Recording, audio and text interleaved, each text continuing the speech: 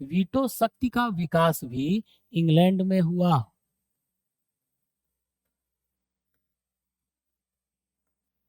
अब ये है क्या, इसको समझो।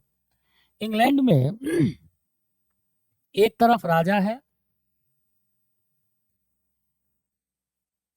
पकड़ लिया। हाँ,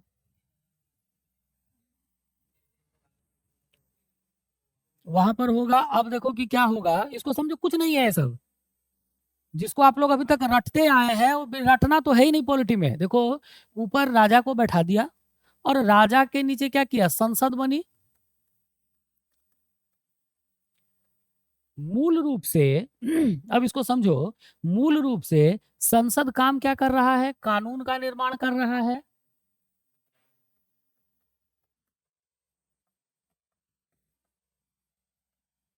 अब यहाँ पे समझिएगा, ब्रजकिशोर शर्मा कहते हैं कि मान लीजिए कि जब ये संसद कानून बना रहा है, और संसद अपने आप में सर्वोच्च है, इंग्लैंड की परिस्थिति में संसद कोई कानून बनाएगा, तो कल होकर के संसद ऐसा भी कानून पारित कर सकता है कि उसने राजा को ही हटा दिया। मे भी कोई कानून ऐसा भी पारित कर सकता है कि कहा कि अब संसद कहेगा कि अब राजा की जरूरत ही नहीं है। ठीक है। या तो मान लीजिए कि संसद कोई ऐसा कानून पारित कर रहा है जो बिना विचार विमर्श किए जल्दीबाजी में पारित हो गया हो।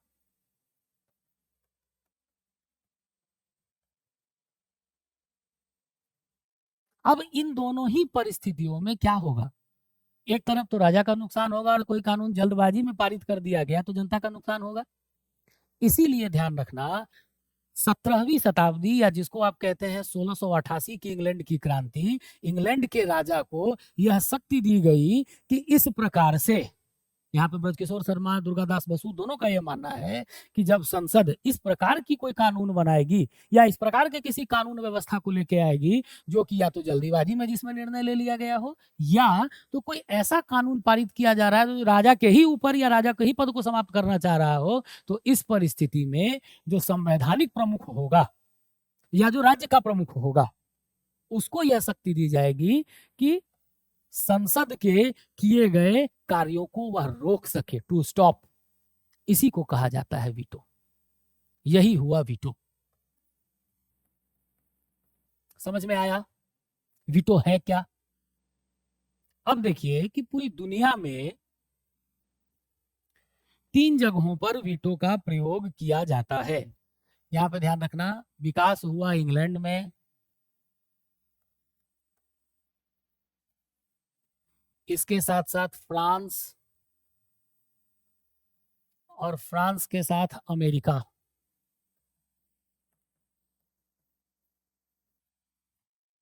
वीटो के मामले में इंग्लैंड का जो हेड है, जिसको कि आप राजा कहते हैं, वह सर्वोच्च है। उतनी शक्ति किसी के पास नहीं है। वहां को उसको राजा को अत्यांतिक वीटो दिया गया है।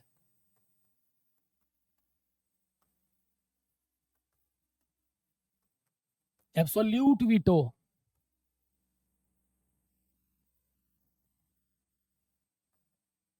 मतलब कि वो क्या कर सकता है, संसद के द्वारा किए गए, पारित किए गए कानूनों को पूर्ण रूप से रोक सकता है।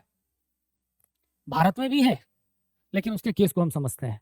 ये ध्यान रखना, इस मामले में इंग्लैंड का राजा सबसे शक्तिशाली है।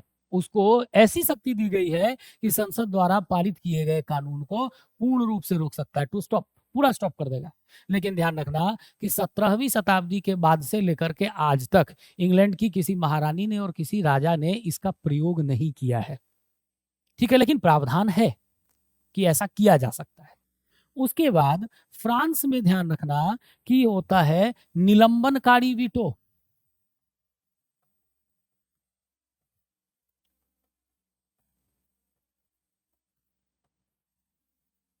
निलंबनकारी वीटो को कहते हैं सस्पेंसिव वीटो।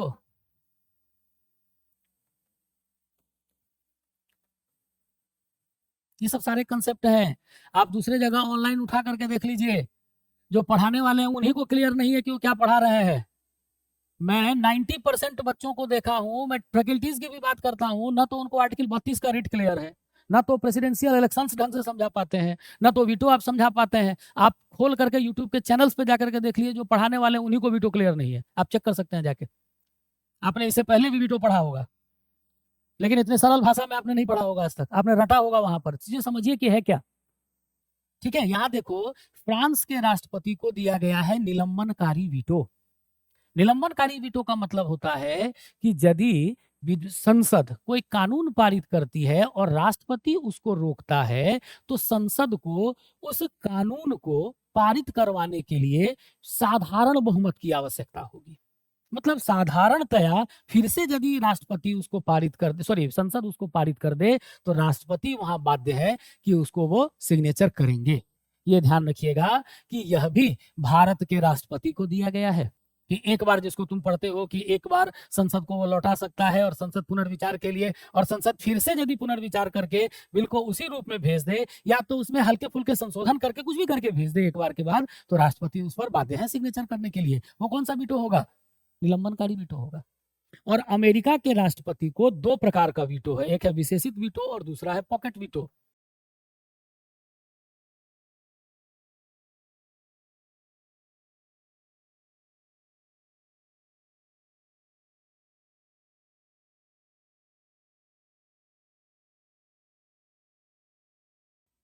देखो, विशेषित वीटो क्या होता है? विशेषित वीटो का अर्थ है कि मान लो कि अमेरिका में वहां की कांग्रेस ने कोई बिल पारित किया, ठीक है, बिल गया किसके पास? राष्ट्रपति के पास सिग्नेचर होने के लिए। राष्ट्रपति के पास दो प्रकार की शक्तियां वहां होंगी। यहां पर ध्यान रखिएगा, ब्रजकिशोर शर्मा कहते हैं कि अमेरिका का राष्ट्रपति किसी बिल पे तीन प्रकार से काम करेगा। एक तो होगा कि उसको सहमति दे दिया, ठीक है। दूसरा होगा बिना बताए 10 दिन तक अंडर टेबल कर देगा वो, ठीक है, बिना बताए 10 दिनों तक अंडर टेबल कर दिया, मतलब रख लिया उसको। यहां ध्यान रखना कि 10 दिन तक यदि बिना बताए रखेगा, तो इसका मतलब है वो पॉकेट वीटो यूज कर रहा है। अमेरिका से ही भारत में भी पॉकेट वीटो का सेंस आया है। लेकिन अब बताता हूं भारत के केस में क्या है, ठीक है। पहले इसको समझो कि चार टाइप के वीटोज है, वीटोज होते क्या है, ठीक है। 10 दिनों तक वह बिना कुछ बताए उसको 10 दिनों तक यदि अंदर टेबल कर दिया, तो वो हो जाएगा पॉकेट वीटो। और इसके बाद यदि वो 10 दिनों से ज्यादा समय तक के लिए रख ले, या मान के कहे कि हम इसमें कंसेंट नहीं दे रहे हैं, कंसेंट मतलब सहमति, इस बिल पे सहमति नहीं दे रहे हैं, तो क्या होगा? तो वहां पर ध्यान रखना, अमेरिका के संसद, जिसको कि आप कांग्रेस कहते हैं, उसको यह अधिकार होगा कि वो क्या करेगा। यहां पर फ्रांस में क्या किया गया है? साधारण बहुमत से बिल पारित कर दिया गया है। ये ध्यान रखना, विशेषित वीटो के केस में विशेष बहुमत से उसको पारित करके भेजेगी, विशेष बहुमत से उसको पारित करके भेजेगी। मतलब क्या? कम से कम 2/3 बहुमत, 2/3 मेजोरिटी, तभी जाकर के राष्ट्रपति का यह वीटो समाप्त होगा, राष्ट्रपति उस बिल को साइन करेंगे, ठीक है। और पॉकेट वीटो होता है बिना कुछ बताए राष्ट्रपति अपने पास रख लेगा, ठीक है। अब तुम में से ये बताओ, भारत के राष्ट्रपति को कितने वीटो दिए गए हैं इन चारों में से? अगर आप दिल्ली जैसे शहर में बजट में आईएएस की तैयारी करना चाहते हैं, तो इस वीडियो को एंड तक जरूर देखें। ये है बनो आईएएस। इसको रन करने वाले हैं UPSC qualified ex civil servant and Jamia RC alumni. यहाँ की फैकल्टी को ना केवल यूपीएससी एग्जाम का एक्सपीरियंस है, बल्कि पढ़ाने का भी सालों का एक्सपीरियंस है। ये एक्सपर्ट फैकल्टी हर टॉपिक को अच्छे से एक्सप्लेन करते हैं, उसके बाद हर टॉपिक को डिक्टेट करते हैं, ताकि आपके पास अपने खुद के हैंड रिटन नोट्स हो। साथ ही क्लास में प्रीलिम्स और मेंस के प्रीवियस ईयर क्वेश्चन को सॉल्व किया जाता है और डिस्कस भी किया जाता है। यहाँ पे आपको सिविल सर्वेंट्स जैसे कि आईएएस, आईआरएस और एक्स सिविल सर्वेंट्स साथ के साथ जामिया आरसी के एलुमनाइज आपको पर्सनल मेंटरशिप देते हैं। डेली आंसर राइटिंग जो कि सारे टॉपर्स रिकमेंड करते हैं, इस पर यहाँ पे बहुत फोकस किया जाता है, जो कि बाकी कोचिंग्स में नहीं होता है। इसके साथ ही आपको मिलती है प्रीलिम्स और मेंस की टेस्ट सीरीज, जो आपको एग्जाम के लिए रेडी करती है। यहाँ के अगर हाईलाइट्स की बात करें तो स्मॉल बैच साइजेस जिसमें 60 स्टूडेंट्स होते हैं, और जीएस कोर्स के साथ आपको ऐसे और सीसाइट की क्लासेस भी होती है, जिसके लिए आपको अलग से पे करने की जरूरत नहीं है। और ये लोकेटेड है सुखदेव विहार मेट्रो स्टेशन के बिल्कुल सामने। तो देर किस बात की, आज ही स्टार्ट करें और अपने यूपीएससी के सपने को साकार करें। थैंक यू फॉर वॉचिंग बनो आईएएस।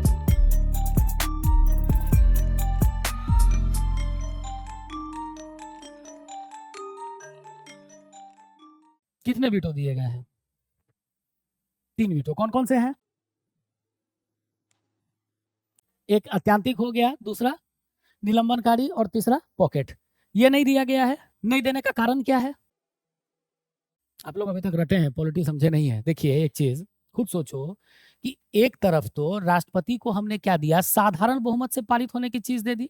खुद सोचो कि हमने एक तरफ ये कर दिया कि राष्ट्रपति एक बार पुनर्विचार के लिए लौटाएंगे। समझो कि ये क्यों नहीं दिया गया है। एक बार पुनर्विचार के लिए लौटाएंगे और संसद वापस साधारण बहुमत से पुनर्विचार करके भेज देगी तो राष्ट्रपति उस पर साइन करने के लिए बाध्य है। तो जब साधारण बहुमत से भारत के राष्ट्रपति के वीटो को खारिज किया जा रहा है तो विशेष बहुमत की बात कहां आती है? क्यों दिए मिलेगा विशेष बहुमत? विशेष बहुमत की तो परिस्थितियां ही नहीं बची ना भारत में। समझ में नहीं आया? तुम बाद में आए हो। यहाँ का समझ में आया? यहाँ देखिए, समझिए इसको फिर से समझा देता हूं। वीटो, ध्यान रखना, इंग्लैंड में वीटो का विकास हुआ। वीटो का अर्थ होता है कि मान लो कि संसद कोई विधेयक पारित करती है और कोई ऐसा विधेयक वह पारित कर दे जिससे कि वो कहे कि जो संवैधानिक प्रमुख है राजा, कल होकर के राजा नहीं रहेगा। या मान लीजिए कि संसद कोई अचानक से जल्दीबाजी में कोई निर्णय ले ले। ठीक है, कि मान लो कि बिना मतलब ये कहिए कि जांच पड़ताल किए या वाद विवाद किए कोई बिल पारित कर दे।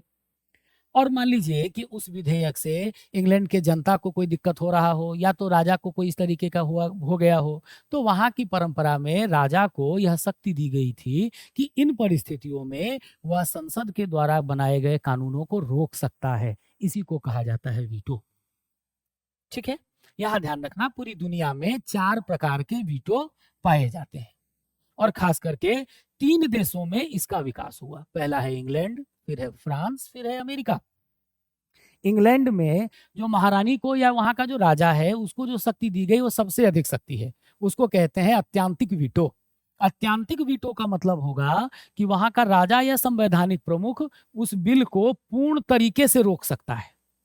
ठीक है, बिना किसी लेजिस्लेशन के उस कानून को रोक देगा, मतलब उसको फिर से नहीं लगाया जा सकता है।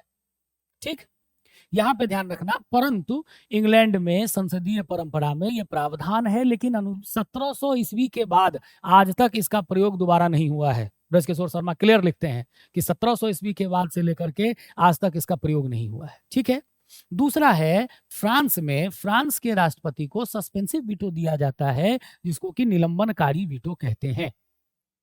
निलंबनकारी वीटो का मतलब हुआ कि यदि किसी बिल पे राष्ट्रपति क्या करेगा, वीटो लगा देगा, तो वहां की संसद साधारण बहुमत से फिर से उसे पारित करके राष्ट्रपति को भेजेगी और राष्ट्रपति हस्ताक्षर करने के लिए बाध्य होंगे।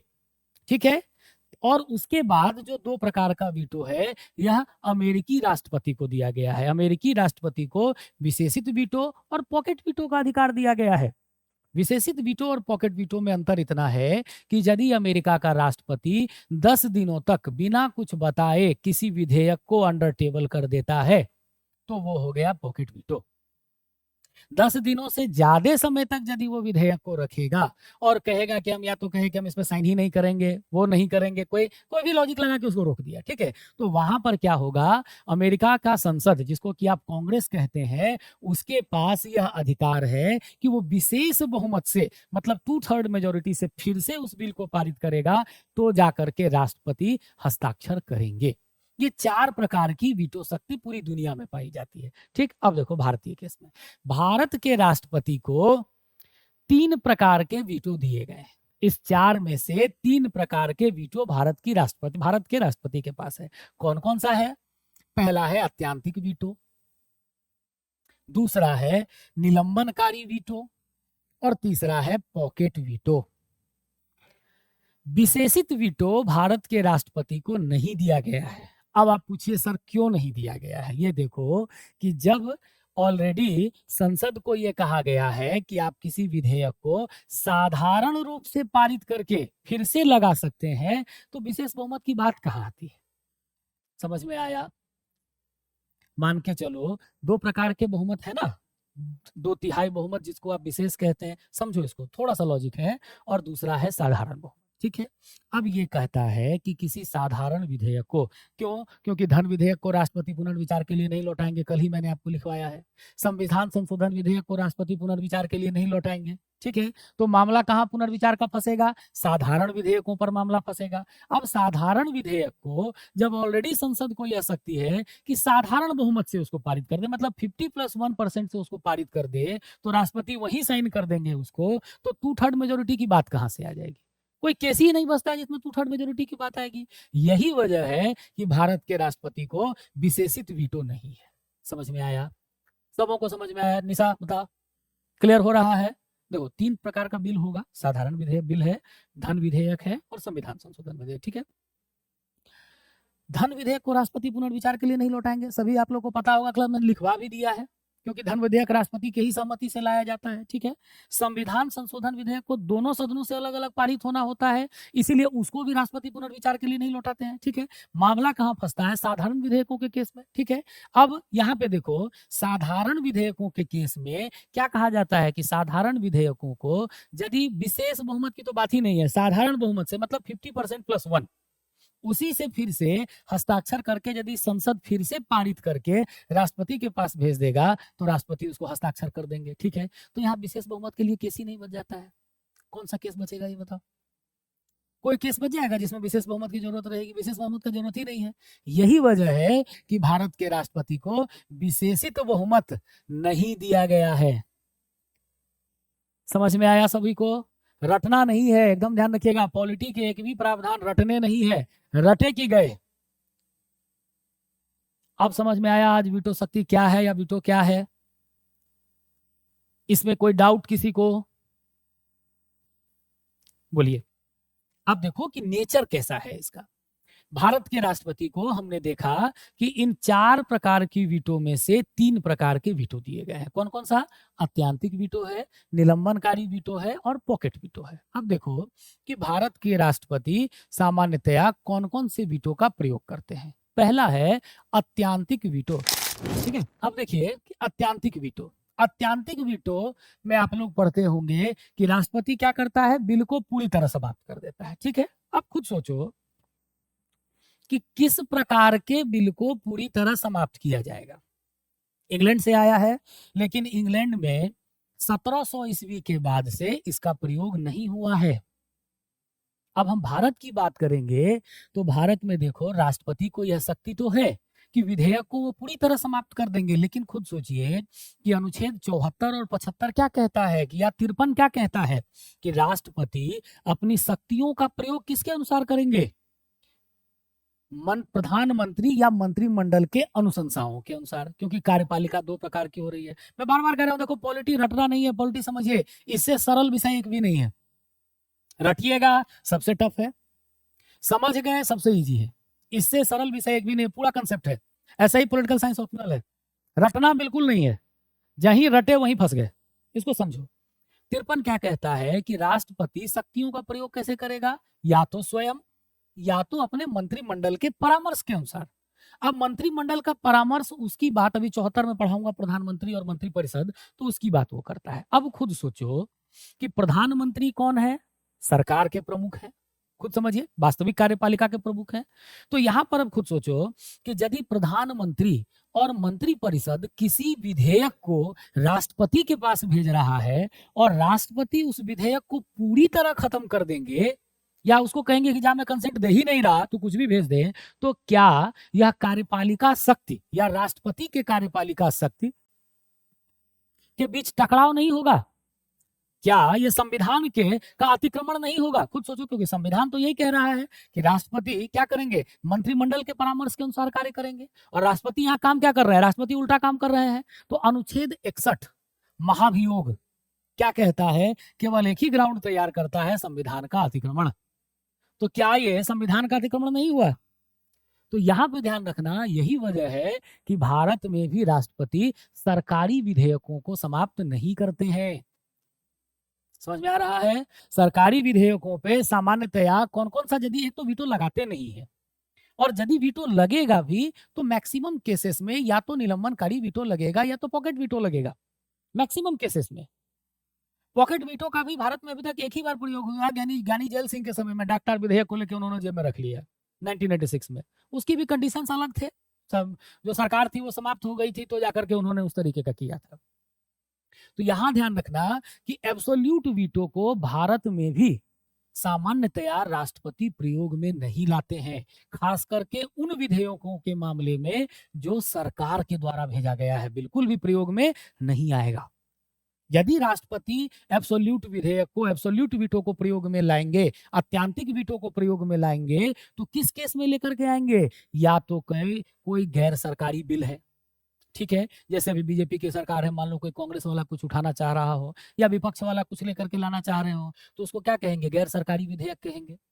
और मान लीजिए कि वो पारित भी हो जाए, तो लगे कि राष्ट्रपति को यदि ये तो गड़बड़ हो जाएगा, क्योंकि ये मतलब मंत्रिमंडल के अगेंस्ट चला जाएगा, तो उस केस में उसको लेके आ सकते हैं। या तो मान लीजिए कि ऐसा हो कि राष्ट्रपति के समक्ष दूसरी परिस्थिति एब्सोल्यूट वीटो की ये बनेगी कि मान लो कि सरकार कोई विधेयक पारित कर रहा है, ठीक है, और सरकार विधेयक पारित कर रहा है और इधर पता लगा कि प्रधानमंत्री, मान के चलिए कि उनकी सरकार, या मान लीजिए कि अल्पमत में आ जाती है या लोकसभा का विघटन हो जाता है, ठीक है, बिल समाप्त हो जाएगा। तो ये दो आधार ऐसे बनेंगे जिन आधारों पर एब्सोल्यूट वीटो को पारित किया जा सकेगा। सेकंड समझो, मान लीजिए कि अभी एक राष्ट्र एक चुनाव पारित हो जाए, या मान लीजिए आर्टिकल 44 समान नागरिक संहिता एनडीए गवर्नमेंट लेकर के आ जाए। अब यदि एनडीए गवर्नमेंट मान लीजिए कि समान नागरिक संहिता लेके आती है, तो उसे समझ लीजिए कि पर्टिकुलर किसी कास्ट को कुछ ना कुछ समस्या होगी। तो यहाँ पे मान लीजिए कि अब उस बेस पर क्या हुआ, तो मान लो कि नीतीश कुमार और चंद्रबाबू नायडू मोदी जी से अपना समर्थन वापस ले लें, सरकार अल्पमत में आ जाएगी, गिर जाएगी। तो जब तक वह विधेयक राष्ट्रपति के पास सिग्नेचर होने जाएगा, पता लगा तब तक एनडीए की सरकार डिसॉल्व हो गई। तो अब उस बिल का होना क्या है? तो इन्हीं दो केसेस में एब्सोल्यूट वीटो का प्रयोग राष्ट्रपति भारत में करेंगे, अन्यथा नहीं। यदि मान लीजिए कि अन्यथा बिलों पर यदि एब्सोल्यूट वीटो का प्रयोग किया जाएगा, तो यह राष्ट्रपति के किसका, आर्टिकल 61, जिसको कि कल मैंने आपको पढ़ाया था, क्या था वो, राष्ट्रपति का पद से हटाना, क्या कहते हैं उसको, महाभियोग। राष्ट्रपति के महाभियोग के लिए ग्राउंड तैयार कर देगा वो, ठीक है, यहां तक समझ में आया। दूसरा है निलंबनकारी वीटो। निलंबनकारी वीटो के केस में क्या होगा, तो यहां ध्यान रखिएगा कि मान लो कि संसद कोई विधेयक पारित करता है, राष्ट्रपति के पास जाता है, और यदि राष्ट्रपति को ऐसा लगेगा कि इस विधेयक को या तो जल्दीबाजी में पारित किया गया है, या तो किसी खास वर्ग को कुछ इससे नुकसान होना है, तो राष्ट्रपति क्या करेंगे, उस विधेयक को पुनर्विचार के लिए संसद के पास वापस भेज देंगे, ठीक है। पुनर्विचार के केस में ध्यान रखिएगा कि संसद यदि उस विधेयक को फिर से पुनर्विचार करके उसी रूप में या हल्के फुल्के किसी रूप में संशोधन करती है, भेजती है साधारण विधायन से 50% + 1 से, तो राष्ट्रपति उस पर दूसरी बार उसको पुनर्विचार के लिए नहीं भेजेंगे। राष्ट्रपति बाध्य है कि उस पर हस्ताक्षर करेंगे। समझ में आया। तीसरा है पॉकेट वीटो। पॉकेट वीटो ध्यान रखना यहाँ पे, अब ये तो समझ गए कि निलंबनकारी वीटो को राष्ट्रपति, भारतीय राष्ट्रपति को कहां से दिया गया है, फ्रांस की शक्ति है, फ्रांस के राष्ट्रपति की शक्ति है। पॉकेट वीटो की शक्ति किससे दी गई है, अमेरिका के राष्ट्रपति से दी गई है। यहाँ ध्यान रखिएगा कि पॉकेट वीटो के लिए भारतीय राष्ट्रपति के लिए संविधान कोई समय सीमा का उल्लेख नहीं करता है। जैसे अमेरिका के राष्ट्रपति के लिए ये है ना कि 10 दिन से ज्यादा राष्ट्रपति नहीं रखेंगे पॉकेट वीटो के केस में, क्लियर कहता है कि 10 दिन का टाइम है उनके पास में, ऑन टेबल कर देंगे। भारत के राष्ट्रपति को ऐसा कोई समय सीमा नहीं दिया गया है। भारत के राष्ट्रपति, ध्यान रखिएगा, पॉकेट वीटो का यदि किसी बिल पे प्रयोग करेंगे तो अनंत काल तक के लिए उसको पॉकेट कर देंगे, जेब में ही रख लेंगे, वो पूरा बिल ही समाप्त हो जाएगा, ठीक है। भारत में एक ही बार इसका केस आया है, ज्ञानी जैल सिंह का केस है, डाक्टर विधेयक 1986, ठीक है। उन्हें हाँ 86 ही है ना शायद, हाँ 86 का ही है मामला। तो ध्यान रखिएगा कि एक ही मामला आता है। वो भी परिस्थिति थी, सरकार गिर गई थी, उनके पास आता है विधेयक, तो कुछ होना जाना था नहीं, तो उस पर एब्सोल्यूट वीटो, गवर्नमेंट का बिल था, तो एब्सोल्यूट वीटो भी उस पर प्रयोग कर सकते थे। एब्सोल्यूट वीटो ना लगाते हुए उसको पॉकेट वीटो लगा लेते हैं। ये था वीटो शक्ति। यहाँ तक समझ में आया सर सबों को? अगर आप दिल्ली जैसे शहर में बजट में आईएएस की तैयारी करना चाहते हैं तो इस वीडियो को एंड तक जरूर देखें। ये है बनो आईएएस। इसको रन करने वाले हैं UPSC qualified ex civil servant and Jamia RCA alumni. यहाँ की फैकल्टी को न केवल यूपीएससी एग्जाम का एक्सपीरियंस है बल्कि पढ़ाने का भी सालों का एक्सपीरियंस है। ये एक्सपर्ट फैकल्टी हर टॉपिक को अच्छे से एक्सप्लेन करते हैं, उसके बाद हर टॉपिक को डिक्टेट करते हैं ताकि आपके पास अपने खुद के हैंड रिटन नोट्स हो। साथ ही क्लास में प्रीलिम्स और मेंस के प्रीवियस ईयर क्वेश्चन को सॉल्व किया जाता है और डिस्कस भी किया जाता है। यहाँ पे आपको सिविल सर्वेंट्स जैसे कि आईएएस, आईआरएस और एक्स सिविल सर्वेंट्स साथ के साथ जामिया आरसी के एलुमनाई आपको पर्सनल मेंटरशिप देते हैं। डेली आंसर राइटिंग जो कि सारे टॉपर्स रिकमेंड करते हैं, इस पर यहाँ पे बहुत फोकस किया जाता है जो कि बाकी कोचिंग्स में नहीं होता है। इसके साथ ही आपको मिलती है प्रीलिम्स और मेंस की टेस्ट सीरीज जो आपको एग्जाम के लिए रेडी करती है। यहाँ के अगर हाईलाइट्स की बात करें तो स्मॉल बैच साइजेस जिसमें 60 स्टूडेंट्स होते हैं और जीएस कोर्स के साथ आपको एसए और सीसाइट की क्लासेस भी होती है जिसके लिए आपको अलग से पे करने की जरूरत नहीं है। और ये लोकेटेड है सुखदेव विहार मेट्रो स्टेशन के बिल्कुल सामने। तो देर किस बात की, आज ही स्टार्ट करें और अपने यूपीएससी के सपने को साकार करें। थैंक यू फॉर वॉचिंग बनो आईएएस।